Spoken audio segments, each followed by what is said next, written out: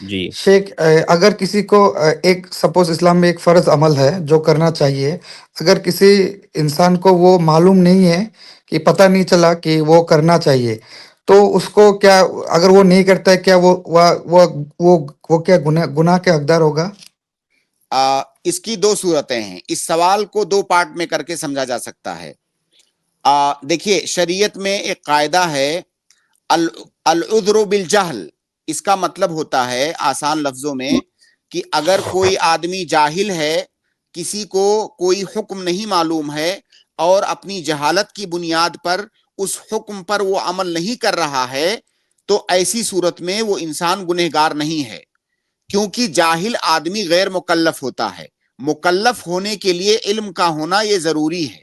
تو جاہل آدمی اگر کسی فرض عمل کو اپنی جہالت کی بنیاد پر چھوڑ رہا ہے، تو جب تک وہ جاہل رہے گا تب تک وہ گنہگار نہیں ہوگا۔ یہ اس کا پہلا پارٹ ہے۔ دوسرا جز یہ ہے اس سوال کا کہ جہالت کب عذر ہے، یعنی کوئی آدمی جاہل ہے تو اس کو کب معذور مانا جائے گا؟ جاہل کو اس وقت تک معذور مانا جائے گا جب تک اس کے پاس علم کو حاصل کرنے کے ٹولز موجود نہیں ہیں۔ کوئی آدمی جنگل میں پہاڑ میں رہتا ہے، اس کے آس پاس میں نہ علم ہے نہ علماء ہیں، اس کے پاس کوئی طریقہ نہیں ہے علم حاصل کرنے کا اور دین کو سیکھنے کا۔ ایسی صورت میں اگر وہ آدمی جہالت کی بنیاد پر کوئی عمل چھوڑتا ہے تو معذور ہے، گنہگار نہیں ہے۔ لیکن اگر کوئی آدمی ایسا ہے کہ اس کے آس پاس تمام علماء موجود ہیں، اس کے پاس آس پاس علم موجود ہے، وہ انتہائی آسانی کے ساتھ علماء سے مل کر کے علم حاصل کر سکتا ہے، پھر بھی وہ آدمی جاہل بنا رہنا یہ پسند کر رہا ہے، ایسا جاہل آدمی معذور نہیں ہے۔ تو لہٰذا ان شیخ دونوں نقطوں، جی سنیے، اب جیسے آپ مثال کے طور پر اس زمانے میں، جس زمانے میں ہم لوگ جی رہے ہیں، ہندوستان کے ماحول میں اگر آپ دیکھیں، کوئی آدمی اگر آپ سے آ کر یہ کہے کہ مجھے معلوم نہیں تھا کہ 5 وقت کی نمازیں فرض ہیں، میں جاہل تھا، تو کیا میں گنہگار ہوں کہ نہیں؟ ہم اس سے کہیں گے کہ بھائی چاروں طرف علماء پھیلے ہوئے ہیں، چاروں طرف علم منتشر ہے، آپ کیوں جاہل بنے ہوئے ہیں؟ دنیا داری آپ سیکھ سکتے ہیں، آپ دین کا بنیادی علم کیوں نہیں سیکھ رہے ہیں؟ آپ کے آس پاس موجود ہے، لہٰذا آپ کی جہالت یہ عذر نہیں ہے۔ جہالت اس آدمی کی عذر ہے جس کے پاس علم حاصل کرنے کا کوئی راستہ نہیں ہے۔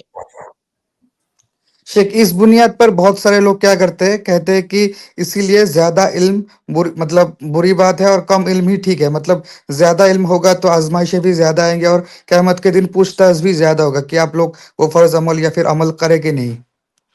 اس جملے کا بھی دو پارٹ ہے۔ ایک پارٹ یہ ہے کہ جو جاہل آدمی ہوتا ہے وہ بہت خوشگوار زندگی گزارتا ہے، لیکن کہاں پہ؟ دنیا میں جاہل آدمی مست ہوتا ہے، بالکل اس کو کوئی ٹینشن نہیں، کیونکہ جاہل ہے، اسے کچھ نہیں پتا ہے۔ اور جب آپ علم حاصل کر لیتے ہیں تو علم ایسی چیز ہے کہ بہت ساری ذمہ داریاں آپ کے دماغ میں آتی ہیں، آپ کے کندھے پر ذمہ داریاں آتی ہیں، اور جب چیزوں کو آپ ڈسکور کرتے ہیں تو آپ کے اندر ایک جستجو پیدا ہوتی ہے، ٹینشن آتا ہے بہت ساری چیزوں کا۔ تو اسی لیے عالم آدمی کے پاس ٹینشن ہوتا ہے، جاہل آدمی مست ہوتا ہے۔